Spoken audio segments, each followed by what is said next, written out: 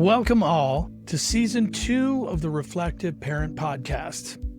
I continue to be your host, Jason Denham, founder of Awaken Shadow Coaching and the Reflective Parent Pod and Support Group.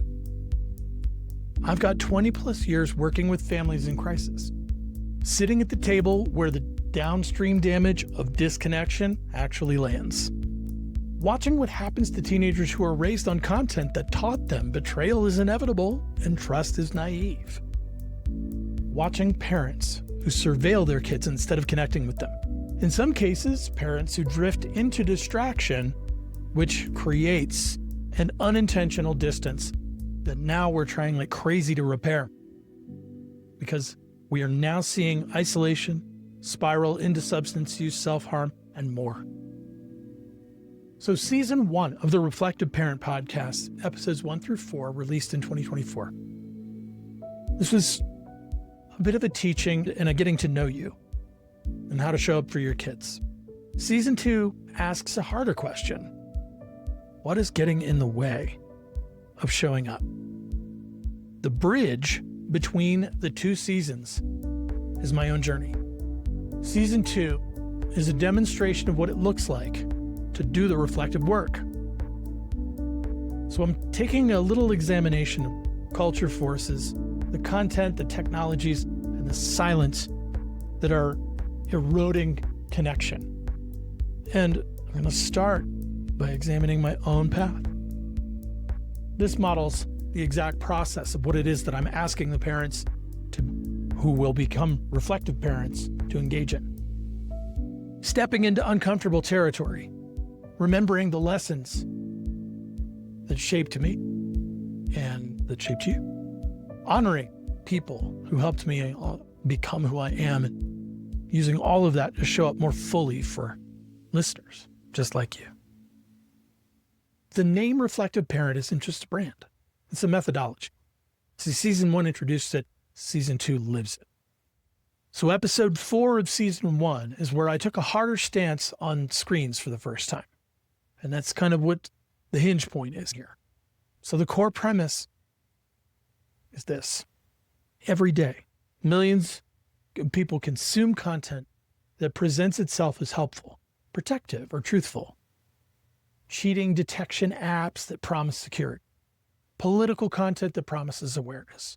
Gender war content that promises understanding. In every case, the surface level promise is the same. This will keep you safe. But the actual function of this content is the opposite. It teaches people that other humans are threats.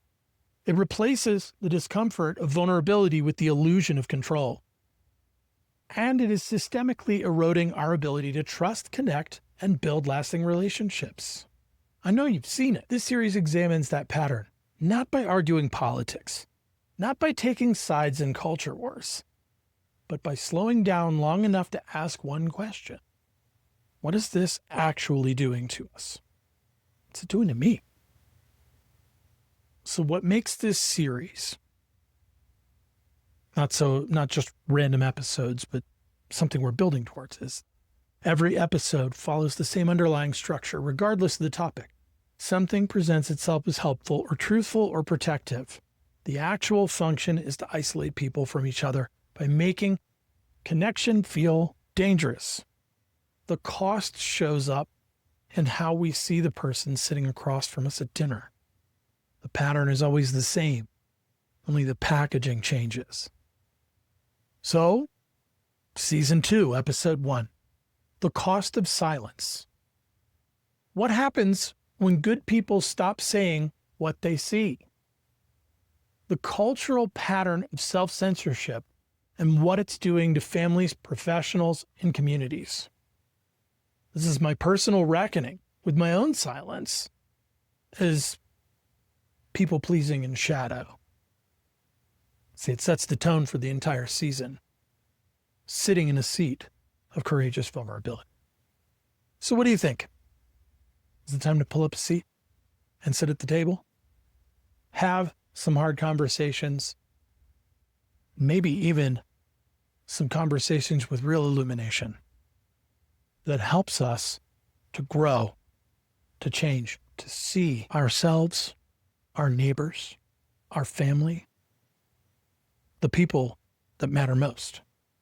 Instead of stepping all the way back and taking a look at an entire worldview and feeling helpless against all the things that are happening. One step at a time, one breath at a time, slowing down so that we can see things right-sized as they are. So a quick honest moment before we get going. This episode is sponsored by absolutely no one. None, not a soul. And I really do hope that changes one day.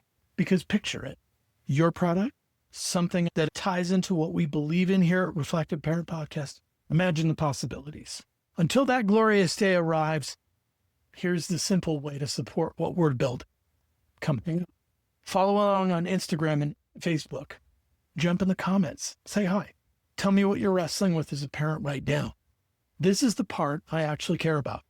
The whole thing runs on connection. If you're ready to take this step further, the Family Agreement Workshop is open right now inside the Reflective Parent Support Group. It's the first piece of something bigger I'm building over the coming weeks. So if you come in early, you get to grow right alongside it. And hey, if you're feeling generous, there's a Zelle and a Venmo out there with my name on them. And I will never say no to a coffee. Like, follow, share, and subscribe if today's episode moved you. But most of all, connect.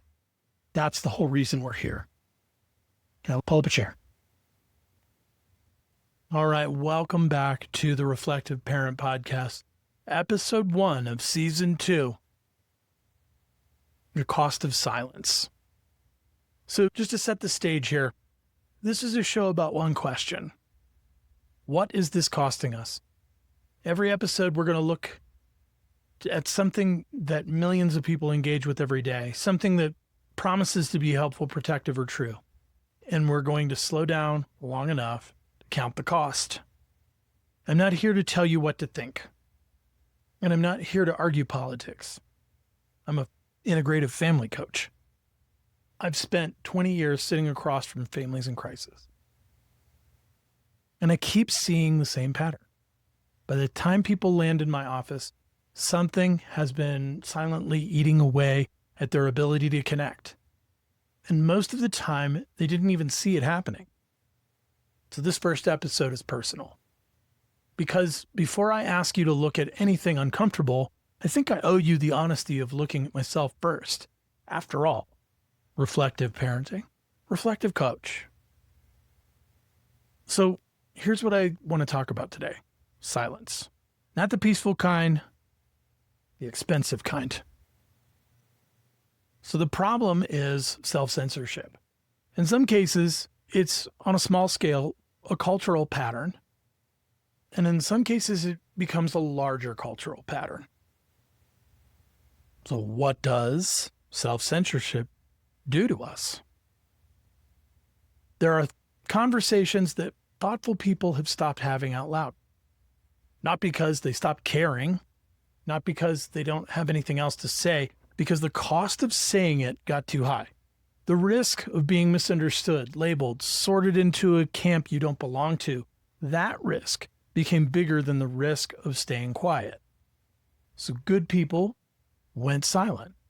Teachers, coaches, parents, professionals, people who actually have wisdom and experience. They opted out of the hard conversations. And here's what happened when they did.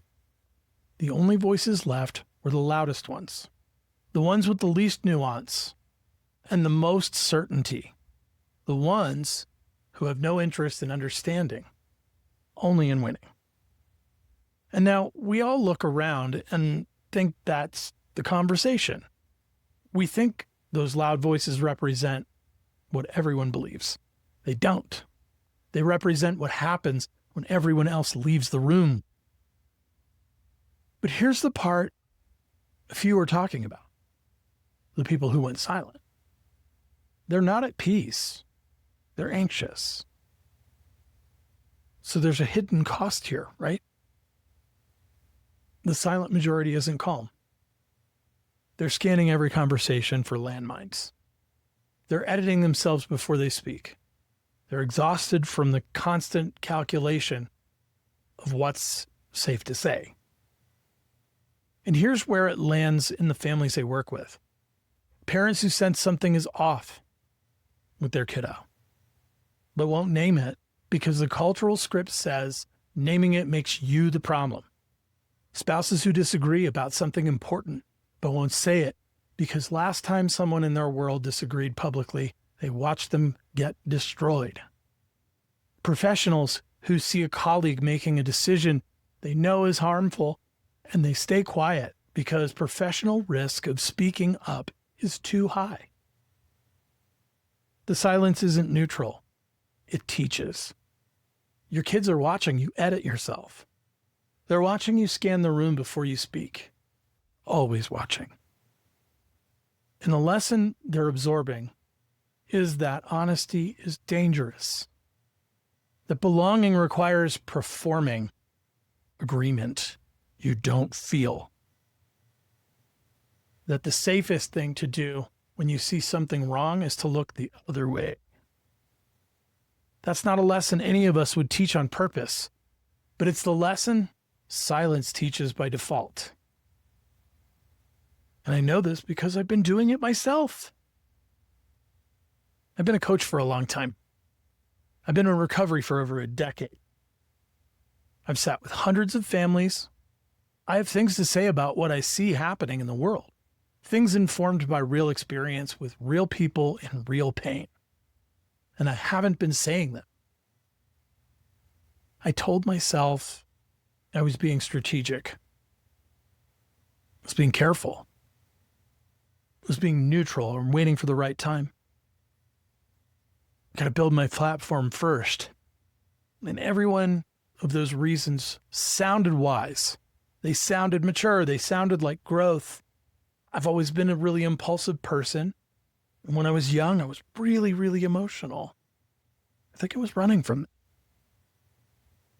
See, I haven't been that person for a long time. Here's what I learned about myself in recovery. The voice that kept me sick was never the one that sounded reckless. It was the one that sounded reasonable. Just one more. You've earned this. Tomorrow will be different. The most dangerous lies I ever told myself were the ones that sounded like wisdom. I'm just not ready to speak up yet, was one of them. It was strategy. It was the same people-pleasing pattern that kept me small for years, just wearing a different outfit. I was still trying to get everyone to like me enough that I could spend down some rapport. I was still more afraid of being misunderstood. I have a few examples of when I spoke up and the cost was high. I worked at a couple of different places where the care and concern for people who are there is really real and it's really high. I worked in a place where I warned that there was some unsafe procedure happening and it needed to change. And it resulted in me being shut down. I wasn't able to advance. What I attempted to share with the management came to pass because it was an unsafe procedure. And still, I wasn't spoken to. There wasn't any acknowledgement. There wasn't any leeway given. There was no repair. I moved on. I got into sober management. And I worked in a place that wasn't upholding the standards for the sober house that kept all the men safe there. I fought tooth and nail to try to make sure that we were taking care of the men as best we could. I was told that I was too invested, too much. One of the men was relapsing and was essentially allowed to relapse. I heard that he wasn't feeling well, and I visited his apartment and tried to get him to go to the hospital. And he refused to go. On my way home from work that night, the fire engines and ambulance were passing me. And I just remember standing there going, please don't turn right, don't turn right, don't turn right, don't turn right. And all of them turned right. I came home to find that he had fallen in the shower and he had internal bleeding. He passed away. All of my efforts were dismissed and he was gone. The next day, the person that was overseeing the houses had his stupid little clipboard and was ticking off boxes of things that we had to do to send things back to this person's family. And he said, wow, everything you said would happen, happened. I quit that day. Sometimes we make choices. And my choice was to be softer and to say less because it wasn't working. I may have overcompensated on that for the fear of being misunderstood. On my website, it says, show up with courageous vulnerability. That's what this episode is.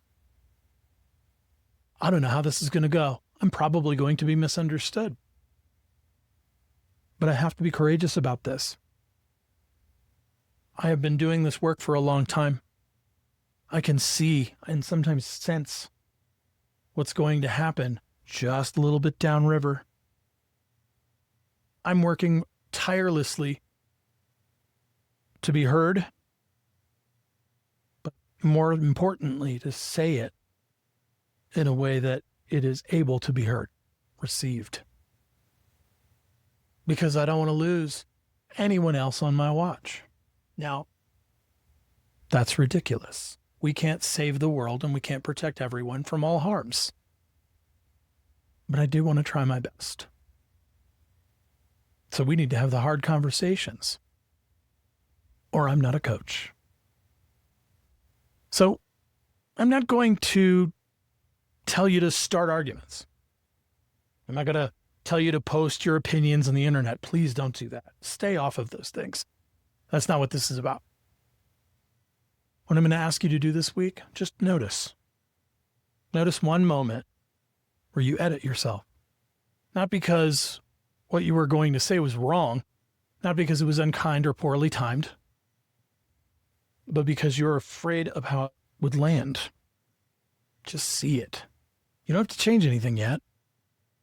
Just catch the moment and ask yourself 2 questions. What did that silence cost me? What did it cost the person who needed to hear what I didn't say? It's one of the 6 seats in the family table method, my proprietary offering, the long game. It's a hard seat to sit in sometimes. That's it. That's the whole assignment. If you felt something listening to this, that's what this show is going to be. Every episode, we're going to look at something that presents itself as helpful and ask what it actually is costing us. Next episode, we're going to look at a specific piece of technology that promises to protect your most important relationship and might be doing the opposite. Thanks for being here. Thanks for listening to the whole thing. That alone, sitting with something uncomfortable instead of swiping past it, that's the beginning of something different. Hey, I'll see you soon.